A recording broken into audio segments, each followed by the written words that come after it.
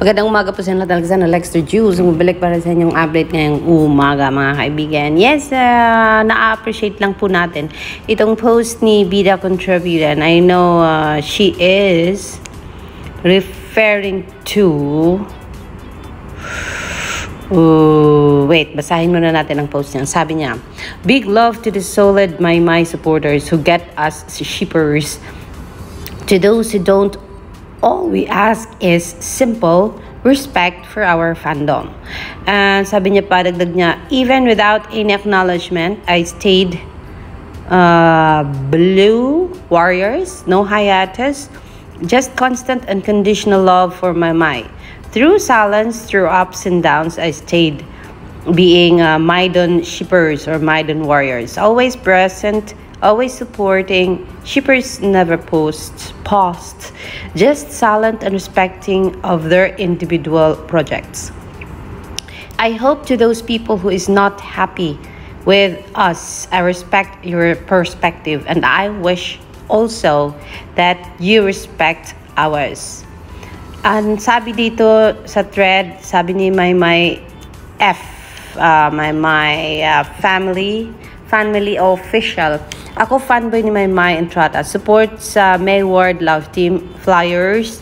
Nangyari noon. Peace of mind, respect ko respect na lang daw niya ang lahat. Kahit masakit noon, happy na ako sa kanila. And ang importante daw, meron silang work at my freedom at my peace of mind. Sabi naman ni Weimer Anklet, May Ward fan ako pero simula nag-solo na si My, focus na ako sa kanya. Wala na akong pake kahit sino pa ipares sa kanya. Importante sa akin, my work si My daw. Samantala sabi ni Bida Contributor, block nyo na lang ang mga iyakin sa tabi-tabi. Huwag nang patulan, insecure lang yan. So she is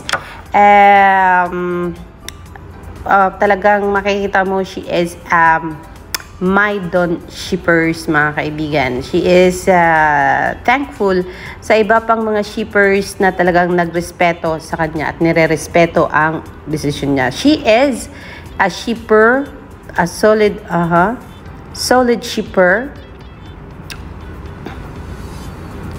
ng Maidon mga kaibigan. But then nagpapasalamat siya sa mga solid ni My na talagang nirespeto ang kanyang desisyon kung sino ang kanyang sinusuportahan. Pero yes, pasalamat tayo dun sa mga shippers na talagang naiintindihan yung trabaho ni Meridea Entrata, ni Donnie Pangilinan, ni Edward Barber, ni Bel Mariano, that they are artists, not a private individual, and that they are just doing their job as an artist, earning money para sa sarili nila at giving us pleasure dahil binibigyan nila tayo ng kasiyahan every time na lumalabas sila sa screen natin mga kaibigan. And yes, sabi ni Millet Lover, excited na daw siya. More maangas na datingan ni May goosebumps daw talaga malala. Dito sa Roja mga kaibigan. Yes, yo. Mga bagay na ganyan na talagang ikinasasaya natin. Mapa-shippers ka man, mapa-solid ka man, nandiyan. Pero yes, ang isa lang sinasabi natin, huwag tayong toxic. When you say toxic, it means huwag nating sirain ang iba para umangat ang idol natin o ang minamahal natin, ang bias natin. It's nice, sometimes normal na magkasagutan sa Twitter, sa social media. But then make sure na hindi natin masasaktan ang bawat artista at wala tayong maapakan at wala tayong syempre masiraan. Slight maybe kasi hindi naman maiwasan talaga yan, pero make sure na hindi maapektuhan ang mga biases natin, just like My Entrata, Edward, Donnie, Bel, at marami pang iba. Kasi marami tayong sinusuportahan dito mga kaibigan. So, yes, yo. Ang hiningi daw, sabi dito ng solid ni My, what we need, what we prayed, and what we asked for was project. Pero hindi daw nila expect na leading lady at talagang malaking role ang ibinigay sa isang Meridel Maymay Entrata. And yes, thanks to the management for that. Kahapon mga kaibigan, kagabi bago tayo natulog, hindi na natin kinayang mag-update. At hindi na natin kayang mag-edit, hindi rin kaya natin mag-live. Kung kaya ngayon natin bigyan ng panahon. Maymay Entrata's powerful performance power by Little Mix in Full HD. Let's watch this first.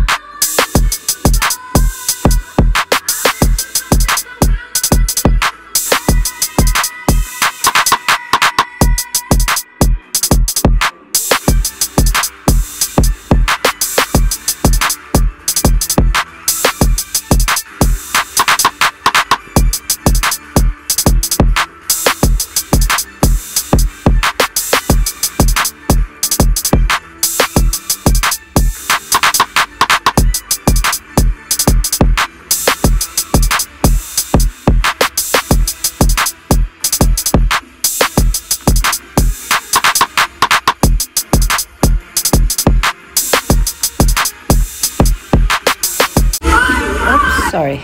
So yun po ang ipinost ni Jana, and it gives us more clear visibility kay Meridel Maymay Entrata. Maraming salamat on that one. I don't know kung saan mo kinuha yan, pero umikot ako sa mundo at hindi ko nakita yan. Pero yes. Thank you so much on that one, Miss Jana Zuraid. Last night, yun nga sinasabi ko sa inyo, hindi ko na post, pero ipapakita ko sa inyo in a minute. Sabi muna ni Joycey, I'd like you to know, but have you seen Maymay's prods as of England? Been seeing tons of TikTok uploads from different angles because she can freaking own the stage solo. Grabe rin yung visuals niya, ma. Definitely giving P-pop soloist queen energy. Yan po ang sabi ni Joycey, and which is true mga kaibigan. Umikot tayo sa TikTok at talagang nakita natin yung iba't ibang angle ni Meridel Maymay Entrata. Merong pa zoom in, merong pa zoom out, and yes, tama siya si Joycey. Talagang grabe ang power ng isang Meridel Maymay Entrata. Dito muna tayo sa mga comments sa thread ni Mr. MJ Surima. Your dedication and hard work will be worth it sa Roja mga kaibigan, given that she really worked hard for this teleserye. Sana katulad ng dati, pag gustong magpa 1 million tweet, magagawa pag may project si Maymay Entrata. And syempre, with the help of the rest of the shippers and solid mga kaibigan, we can all do that. O diba? Maya Reyes is saying, Is she an ally, a rival, or a villain? Unti-untiin na lang muna ang excitement at tamang patience. Basta happy kami para sa'yo, Meridel, my mantrata. Oh yeah, oh yeah, oh yeah. Tama siya dyan, mga kaibigan.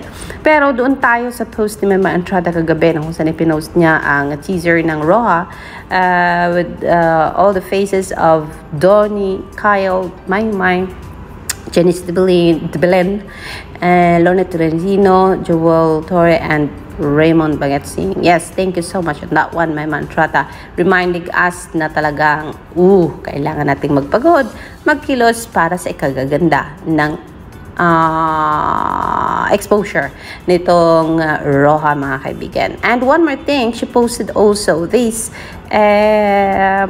dance contest sa Cebu City, mga kaibigan, na kung saan ginamit ang kanyang kantang Pwede ba at Tiyada Mahigugmaan. So sinabi niya, maraming salamat po sa paggamit ng aking kanta. So yes, yo.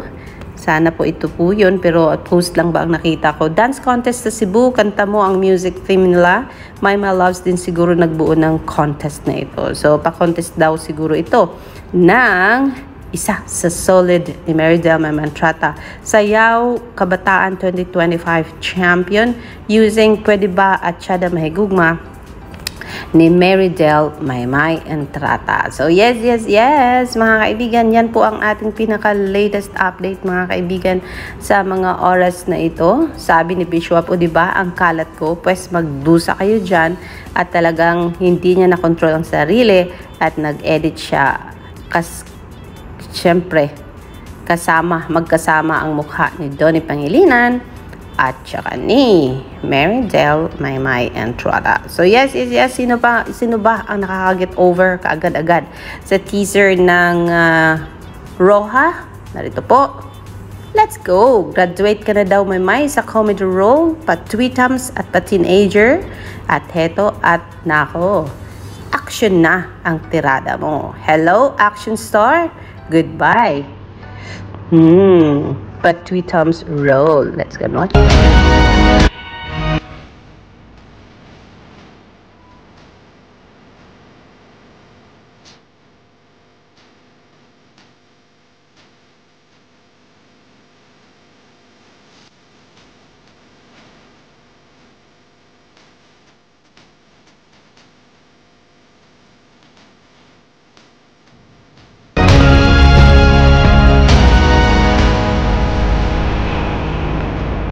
So yeah, masasabi ko, goodbye na sa pa-cutie role ni Mama Entrata and welcome to a very fierce look na talagang masasabi mong nakakatakot naman. Yung pagtingin niya pa lang sa'yo ng ganon, Diyos ko, palang sasabihin na magtago ka na lang at papatayin na kita. Charot lang.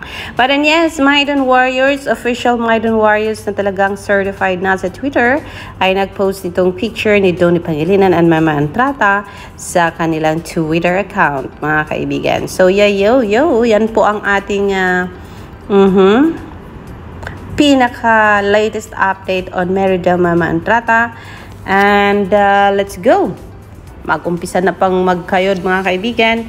May pa-post pa, pahirit pa na post si Maymay sa kanyang Twitter, Instagram. So kaya panoorin po natin ito, mga kaibigan. Let's go. Oh, wait. Sabi niya dito, I met the kindest, sweetest, most talented, and most beautiful person inside and out ever. It was truly a pleasure meeting you and dancing with you, Ate Maymay. And you deserve the whole world. God bless you. That's from Anya Alentada. At yan po ay pinost ni Maymay sa kanyang Instagram saying, thank you for your kind words, my sweet, talented, beautiful Anya. May God grant everything your heart desires. I'll see you soon, baby girl. Naku, saan kaya sila magkita? Meron kaya pang project si Maymay? Pero itong kasuotan ni Maymay, mga kaibigan, na ito, alam mo yan? Oops, sorry.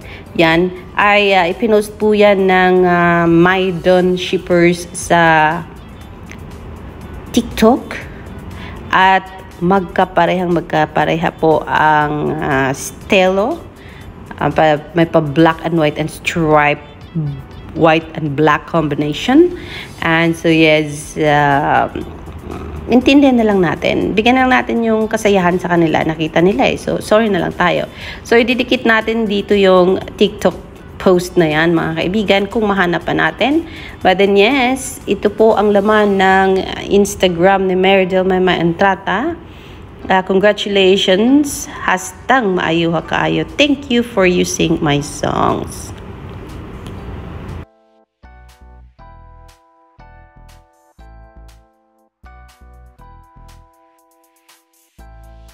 So, yan po ang laman ng Instagram ni Maymay Entrata, mga kaibigan, sa mga oras na ito. Maraming salamat, Cebu, sa paggamit sa kanta ni Maymay na Pwede Ba and Tiyada Mahigugma. This is Alexander Lexter Jules.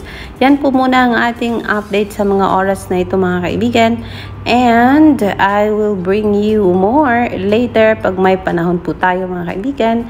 And enjoy the rest of your day. Pag wala kayong ginagawa na ako, punta kayo sa Twitter at makitweet kayo, makipag-tweet party po kayo para i-celebrate ang bagong teleserye na aabangan natin, ang Roja, mga kaibigan.